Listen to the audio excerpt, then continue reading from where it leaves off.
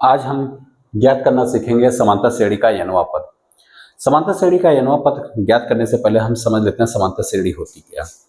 समांतर श्रेणी ऐसी श्रेणी जिसमें कुछ पद दिए रहते हैं और पदों के बीच में एक समान संख्या जुड़ते हुए अगला पद आपको ज्ञात होता रहता है और श्रेणी आगे कंटिन्यू करती रहती है। मान लेते हैं कि हमको कोई श्रेणी है जिसका प्रथम पद कितना है ए में जो फिक्स नंबर आपका जुड़ता है उसको आप स्मॉल डी से डिनोट करेंगे, जिसको बोलेंगे सर्वांतर। स्मॉल डी क्या होती है? सर्वांतर। स्मॉल ए क्या होता है?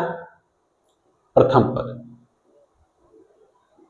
ठीक है, प्रथम पद आपकी कोई वैल्यू भी हो सकती है और उसमें अगर आप सर्वांतर जो कि एक फिक्स वैल्यू है, ये फिक्स होता है, ये फिर नंबर फिक्स होगा, यही नंबर जुड़ के अगला पद आपको ज्ञात होगा। ठीक है, जैसे कि ए में आप डी जोड़ेंगे तो आपको दूसरा पद क्या मिलेगा? ए प्लस डी। ए प्लस डी प्रथम पद, द्वितीय पद। अब द्वितीय पद से तृतीय पद आपको ज्ञात करना होगा तो फिर अगेन आप इस द्वितीय पद में डी ऐड करेंगे। ए प्लस डी प्लस डी। ए प्लस डी में आपने अगेन डी ऐड किया। ठीक है, इसी तरह नेक्स्ट पद आएगा ए प्लस डी थर्ड पद, और थर्ड पद में फिर अगेन डी जोड़ेंगे तो फोर्थ। आगे ऐसे ही कंटिन्यू करता हुआ चला जाएगा।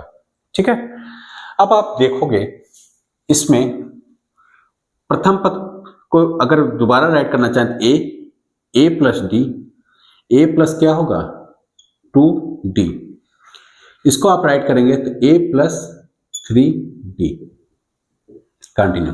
ठीक है, पहले बात हम एक बात और समझ लेते हैं कि श्रेणी को लिखते समय जैसे कि यहां पर हमने 4 पद मेंशन किया है, प्रथम, द्वितीय, तृतीय, चतुर्थ, मतलब 4 पद, first, second, third and fourth. अब देखिए श्रेणी जब भी राइट करेंगे, कोई भी श्रेणी हो, उसमें कम से कम 3 पद का होना बहुत जरूरी है। 3 से ज्यादा लिख देते हैं तो और अच्छी बात है। 3 पद क्यों? क्योंकि अगर आप 2 पद से श्रेणी बताना चाहें, जैसे मान लीजिए ये प्रथम पद 2, द्वितीय पद 4, एक दूसरी श्रेणी 2 और 4। अब इसमें 2 हमने श्रेणियां यहां पे लिखी हैं और दोनों श्रेणी अलग अलग है। कैसे?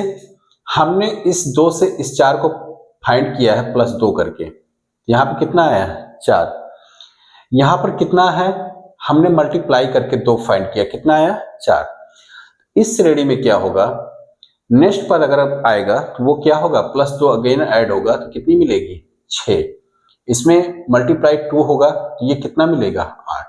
आप देख रहे हैं ये दोनों ही श्रेणियां हैं, लेकिन इसमें कुछ फिक्स पद, फिक्स वैल्यू जुड़ के मिल रही है और इसमें क्या हो रहा है? कुछ फिक्स वैल्यू मल्टीप्लाई होकर मिल रहा है। तो मल्टीप्लाई होकर जो मिलती है वो होती है गुणोत्तर श्रेणी। कौन सी श्रेणी? गुणोत्तर। और ये जो ऐड होकर मिल रही है, फिक्स वैल्यू ऐड होकर मिल रही है, इसी को हम बोलते हैं कौन सी श्रेणी? समांतर श्रेणी। ठीक है, अब देखो अगर ये 2 पद होता तो हम नहीं बता सकते थे कि ये समांतर श्रेणी है या गुणोत्तर श्रेणी है या ये और किस टाइप की भी श्रेणी हो सकती है, लेकिन हम ये कंफर्म नहीं कर सकते। लेकिन 3 पद हो गया तो अब हम कंफर्म बोल सकते हैं कि ये कुछ फिक्स वैल्यू जुड़ रही है और यहाँ पर कुछ फिक्स वैल्यू से मल्टीप्लाई हुए, जैसे कि समांतर श्रेणी और गुणोत्तर श्रेणी। ठीक है, चलिए तो कुल मिला के हम ये बात कर रहे थे समांतर श्रेणी का n वां पद ज्ञात करना। अब देखिए प्रथम पद आपका a है, द्वितीय पद आपका a प्लस डी, तृतीय a प्लस 2d, चतुर्थ a प्लस 3d। इसको आप और पैटर्न के तौर पर राइट करना चाहें तो इसको राइट कर सकते हैं a प्लस 0d। इसको आप राइट कर सकते हैं a प्लस 1d। इसको आप राइट कर सकते हैं a plus 2d, a plus 3d। Continue. प्रथम पद a प्लस 0d, इसको और क्लियर करना चाहें तो आप राइट कर सकते हो a प्लस 1 माइनस 1d। प्रथम पद है a प्लस 1 माइनस 1d, द्वितीय पद है a plus 2 minus 1d। Right कर सकते हो 1 को 2 माइनस 1, 0 को 1 माइनस 1। इसी तरह a प्लस 2d को आप राइट कर सकते हो a plus 3 minus 1 into D. Fourth term है, फोर्थ टर्म को a plus 4 minus 1 into D. आगे कंटिन्यू। ठीक, अब आप देखोगे आपको एक पैटर्न पूरा क्लियर हो गया।